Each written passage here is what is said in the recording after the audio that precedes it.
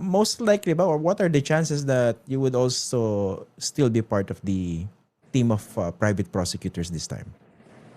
I think yung team namin last year buo pa eh.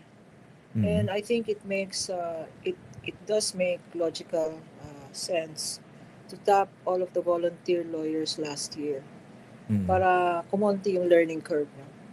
Oo, And para hindi magsisimula from scratch, no? Kasi may familiarity na kayo doon sa mga most of the issues against the Vice President. Tama po ba?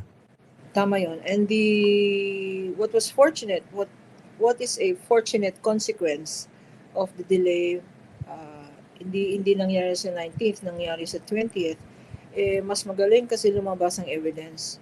Because you will recall last year, no, diretso yan, no, from the House direct to the Senate. So hindi nagkaroon ng testing on what really are the evidence, testimonial, documentary. At nakita na naman natin sa Committee on Justice hearing na buo na. As I said in one of my interviews, had that been the actual trial in the Committee on Justice, clearly there would be a judgment of conviction already based on the existing evidence. Even without, miski na hindi buksan yung mahiwagang box na yan, Yung ITR. Yung ITR, yung BIR, miski na hindi summon yung bank records, because they're AMLA records na and they're government records. So, what makes you yeah. Opo, what makes you say that? Na kasi binanggit din ng ibang mga miyembro ng House Justice Committee, sobra-sobra pa sa probable cause yung na-achieve based on the pieces of evidence that came out during those hearings.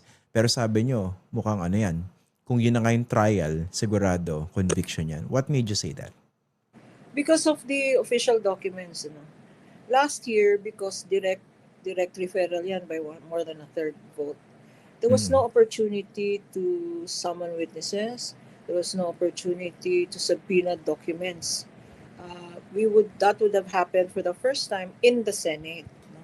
Pero ngayon, because of, I think, 6 na hearings dyan sa Committee on Justice, talagang linantad na. Nakita ang mga documents, no? Authentic documents or authenticated documents which would support the ultimate facts. Kasi sinasabi ng defense, wala naman ultimate facts. No? I-distinguish natin, iba yung ultimate facts, iba yung evidentiary facts. No? And sa Committee on Justice hearings, pati evidentiary facts lumabas na, no? In support of the ultimate facts sa complaint. So, yun ang fortunate consequence na delay ng 1 year, itong impeachment process. Kasi Example nalantad po. na lahat. Yes. Okay, para din sa mga hindi familiar, no? Sabi nyo, lumabas na rin yung evidentiary facts doon sa Correct. pagdinig pa lang ng House Justice Committee. Example po. Example, yung allegation ng misuse of confidential funds. No? Ngayon, meron ng findings ang COA, and more than the findings of the COA on the disallowance, meron ng finality on the disallowance. In addition to that, hindi lang isa, may additional 3, no?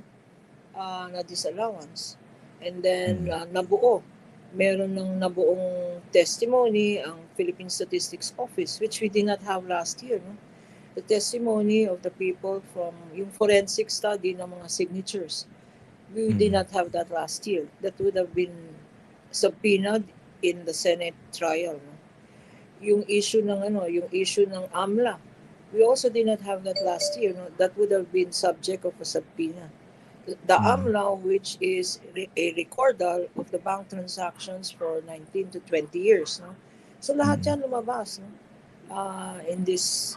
And on top of that, yung testimony ng isang Trillanes who was confirmed, validated by the AMLAC report 10 years after he filed the plunder complaint. No? So maraming nangyari in the Committee on Justice hearing. And as a matter of fact, dapat pagdating ng Senate investigate o Senate trial, we would suggest a pre-trial. Kasi matagal, masyadong maraming documents. It would be nice to pre-mark kasi baka mawala ng interest sa mga viewers kung ang makikita lang nila is marking of documents or marking boring yun. Boring yun. So dapat may pre-marking. Actually, As sorry po, yes. nung kausap ko si Senate President Tito Soto last week, sabi niya definitely magkakaroon ng pre-trial kung umakyat yan sa kanila. Precisely the reasons that you cited. You also cited. Welcome yun. That's a welcome development because last year, kasi we even went to the extent of thinking that it would go into trial. We went to the extent of proposing amendments to the Senate Rules on Impeachment. At sinama namin doon yung pre-trial Mm. for speedier presentation of evidence. And I Mm. think dininay yun eh. Dininay, I think by then, I'm I might be guessing, but we were told that the Senate then denied an amendment of the Senate rules to include pre-trial. No? Ngayon, Okay. the advantage of a pre-trial is we will know what the defense evidence is.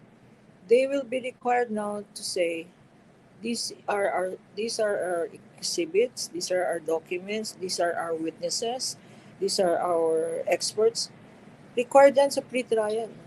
And Mm. kung if we follow the rules of court, pag hindi ka submit to pre-trial or submit a pre-trial brief, you will be declared as in default. Miski na Mm. mag-file sila ng answer. Let's say they will file an answer because, Christian, part of the Senate rules as it exists now is meron silang 10 days to file an answer, non-extendable, and merong 5 days to file a reply. No? Mm. Non-extendable rin yun. So even if they file an answer, but if there is a pre-trial and hindi sila mag-submit ng pre-trial brief, sasabihin nila, we will present our evidence in due course. That's a waiver. And they Mm. will be considered as in default. No? Yung ganilang strategy dyan po sa level ng House, yung pagsagot previously pero ad cautelam, pwede pa rin po ba nilang gamitin yon kung sakaling mag-convene na yung Senado as an impeachment court? Ang hinihintay natin mangyari because wala namang restraining order. No? Yeah. As a matter of fact, yung deadline to file comments was only 2 or 3 days ago. May deadline ang House, may deadline ang mga private complainants to file their comments to the petition ng VP Sara. No? And curiously enough, sinama nila ang Senate President. Hindi natin alam bakit kasama na respondent sa petition sa Supreme Court ang Senate President. Baka naman ginagamit nila to say na, kasi mutan academic na yung issue ng due process in the House Committee on Justice. No? That has become mooted by the completion. You cannot restrain something that has been completed. So dead na yung argument na yan. Kaya lang meron pang a live argument. They might say that meron pa kaming pending respondent dito. Ang pending petition against another respondent, the Senate President. Tanong natin, bakit nila sinamang Senate President? Yung kamalay-malay ni Tito Sen ng Senate President sa House impeachment process. No? So that could be again used. Kasi lawyers can be creative eh. Sabihin nila, we just file the comments. Pero, Christian, we must remember that the Supreme Court was quick to say, this does not mean we are giving due course. Ibig sabihin, hindi naman namin sinasabi na may merito ang petition. We want to find out from the comments that will be filed kung talagang meritorious ang petition. Again, they will say it is not ripe. It is not ripe. The Supreme Court has not given its finding. Kasasubmit lang ng mga comment ng mga parties, ngayon magta-trial na tayo. So mukhang Again, nakikita niyo diyan yung strategy na pati yung proseso sa Senado most likely pipigilan din nila para hindi mangyari. yes, it may not come from the defense lawyers. It may come from the sitting senators. She has allies. The Vice President has allies. And if they are wanting to try to delay, kasi mahirap i-delay na to, klarong-klaro yung due process, klarong-klaro yung jurisdiction na ng Senate. And at saka sinunod na yung sinabi ng Supreme Court based on their petition last year. Correct. That is so correct. No? Sinunod to the letter. and the spirit and letter, lahat ng sinabi ng Supreme Court sa Duterte case, so wala silang pwedeng sabihin about the proceedings in the House. Nabanggit niya yan, no? Dahil marami rin namang kaalyado pa rin itong si Vice President Sara Duterte from among the senators na incidentally uupo bilang mga senator judges kung mag-convene sila sa impeachment court. And some of them have been quite vocal about their biases. Hindi po ba? Kasama dyan sina Amy Marcos, itong sina Honorable Senator Robin Hood Padilla na sinabi niya ang trabaho raw o papel ng oposisyon ay mag-oppose at mukha raw i-oppose nila itong pagko-convene ng Senado bilang isang impeachment court. Yung ganyan, no? How do you tackle something like that? Na on face value, napaka-obvious naman na mali dahil senator judge ka, bakit yan ang magiging actuation mo kung sakasakali? Alam mo, Christian, one of the first things, sundan lang natin yung proseso sa Senate. No?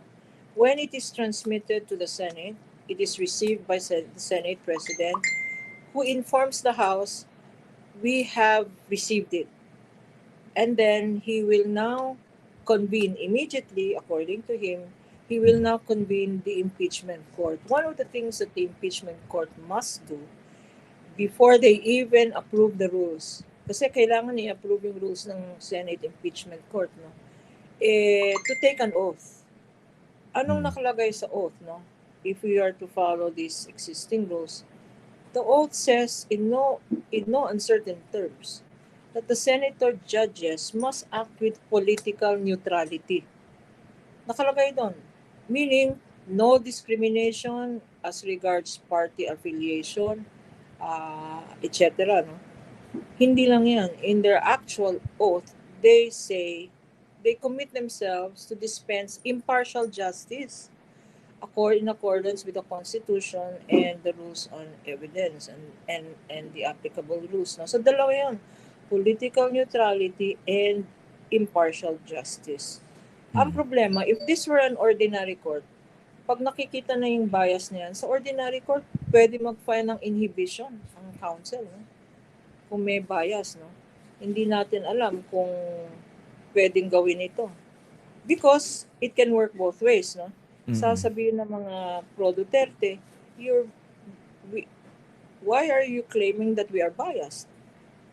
Meron rin dito mga senador na biased din against the Vice President. They will probably point out the likes of Risa Ontiveros, the likes of Bam Aquino, Kiko Pangilinan, those who have been very vocal. Pero in fairness, hindi man sila nagko-comment ng ganon to that effect. In fairness to them. That is correct because I think even if we were to give them the benefit of the doubt, mahirap kasi.